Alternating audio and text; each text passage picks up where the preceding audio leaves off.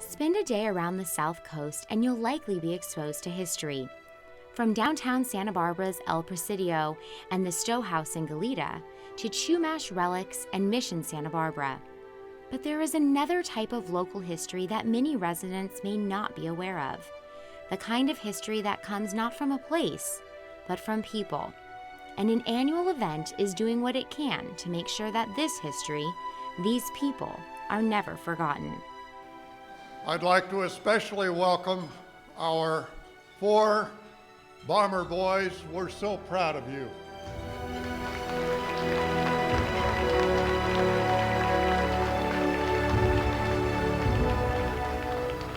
These 4 men are a piece of history. They were honored by the Pierre Claessens Veteran Museum and the Channel City Club so that those who serve aren't quickly forgotten. It's a feeling of doing something good for the community, because we need to recognize people who go put their lives on the line for all of us. To get to know these 4 Santa Barbara veterans is to learn about 4 young men who all stood behind the same cause and then had it forever change their lives.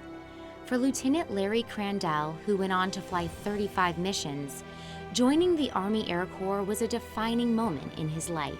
I was either going to be drafted or try to be in the Air Corps. I became a bombardier navigator, which meant I became an officer. And that was a single act that most defined me. When they put the gold bars and the wings on me, when I got out of the service, I went to college. I became a college graduate. Colonel James Patillo dropped out of college at the age of 19 in order to join the Army Air Corps and then retired after 20 years of service. For Colonel Patillo, this event gave him the opportunity to share his stories about those who served with him. I enjoyed talking about some of the great friends we made in the Army Air Corps, because there just seems that there were some of the greatest people in the world. And I wouldn't have missed it for anything in the world. Staff Sergeant Jack Patterson entered the service in 1943 as an aviation cadet with hopes of being a pilot. But with no need for them at the time, he instead went on to become a gunner on B-24, B-25, and B-17 planes, flying 30 missions before returning home in 1945. The ones of us who did fly, we were all volunteers.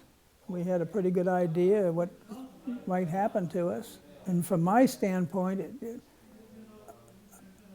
I feel it was an honor to be a part of that. Shortly after Pearl Harbor, Bob Scott joined the Army Air Corps, eventually becoming a 2nd lieutenant and flying 30 missions with the 492nd Bomb Group in England. I think it's a good thing to make people aware of what went on at a time when this country was united, totally united. After Pearl Harbor, we were one people.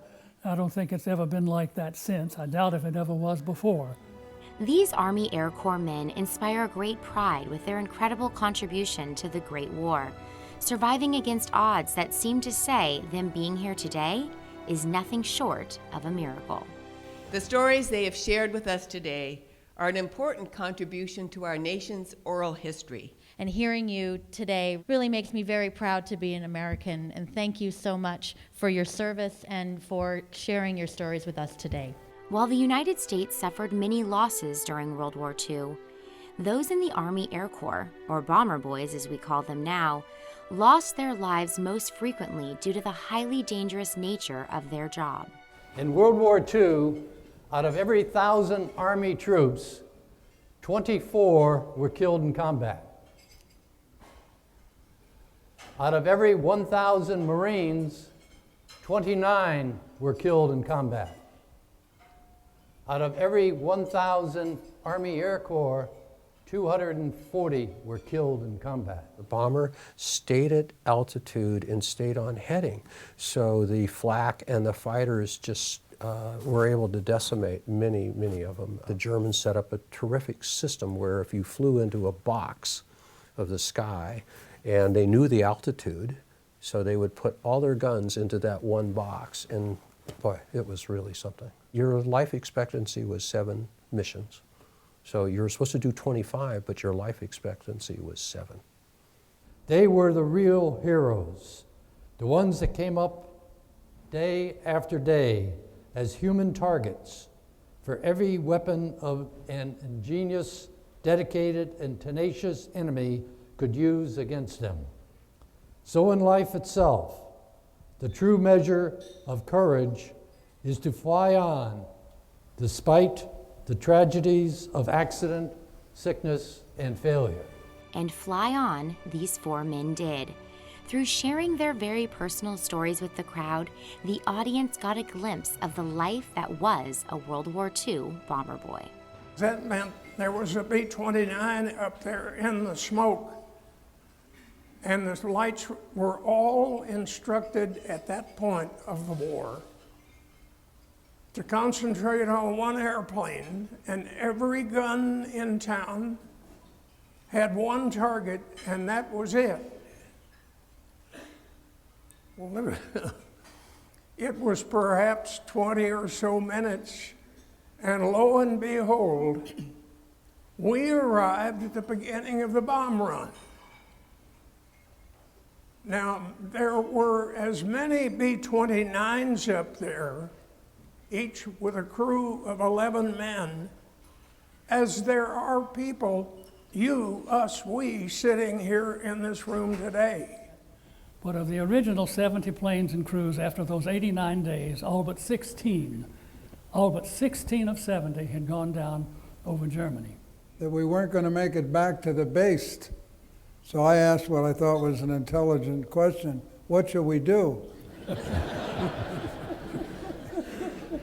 And he answered, I'll leave out the profanity, we're going to take the airplane and I'm going to put it as gently as possible into the Adriatic Sea. I immediately felt better, and that good feeling continued until the plane hit the water at 100 miles an hour. I'm a survivor, I'm not a hero, and I'm a very lucky boy, and I'm very happy to be here. In many ways, the opportunity to share their stories is a gift to the veterans, while for those with the chance to listen, the honor was all theirs.